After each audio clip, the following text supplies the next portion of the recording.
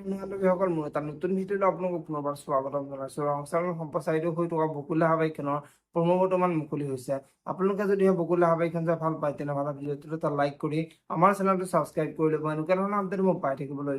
বকুলা হাবাইখনৰ আজিৰ খণ্ডত দেখিবলৈ পাব অদিতিয়ে আজি আদিৰ দেউতাকক চিকিৎসা কৰি সুস্থ কৰি তুলিব আৰু তেতিয়া আদিৰ মাকৰ মনটো বহুত ভাল লাগিব আৰু আদিৰ মাকে অদিতিৰ ওচৰলৈ আহি তোমাৰ বাবে আজি এখেত সুস্থ হৈ উঠিল, তুমি নাথাকিলে যে কি হ'ল হয় বুলি অদিতিৰ আগত ক'ব আৰু তেতিয়া অদিতিয়ে মা আপুনি এনেকৈ কৈ মোক লাজ নিদিব, মইতো এইখন ঘৰৰ পৰিয়াল, গতিকে মোৰ জানো দেউতাৰ ওপৰত দায়িত্ব নাই বুলি মাকৰ আগত ক'ব আৰু তেতিয়া মাকে তুমি যেনেকৈ কথাবোৰ বুজি পাইছা এখেতে কথাবোৰ বুজি পালে মই তেতিয়াহে শান্তি পালো হয় বুলি অদিতিৰ আগত ক'ব।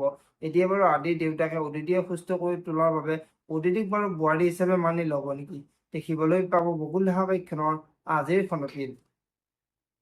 আজিৰ খণ্ডত মন্দিৰাই অদিতিয়ে আদিৰ দেউতাকক সুস্থ কৰি তোলাৰ বাবে মন্দিৰা বহুত চিন্তাত পৰিব আৰু মন্দিৰাই এতিয়া যিটো হ'ব বুলি ভাবিছিলো সেইটো কেতিয়াও নহয় আৰু বুঢ়াটোৰ এতিয়াহে ষ্টকটো আহিব লাগে নাই, আদি আৰু অদিতি ঘৰৰ পৰা ওলাই গ'লে তেতিয়াহে মই শান্তি পালো হয় বুলি মন্দিৰাই চিন্তা কৰিব।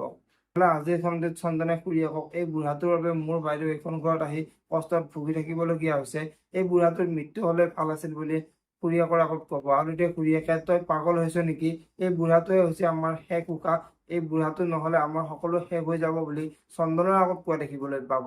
যদিহে আপোনালোকে বকুল হাবাইখন চাই ভাল পায় তেনেহ'লে ভিডিঅ'টোত এটা লাইক কৰি আমাৰ চেনেলটো ছাবস্ক্ৰাইব কৰি ল'ব। এনেকুৱা ধৰণৰ আপডেট মোক পাই থাকিবলৈ ধন্যবাদ।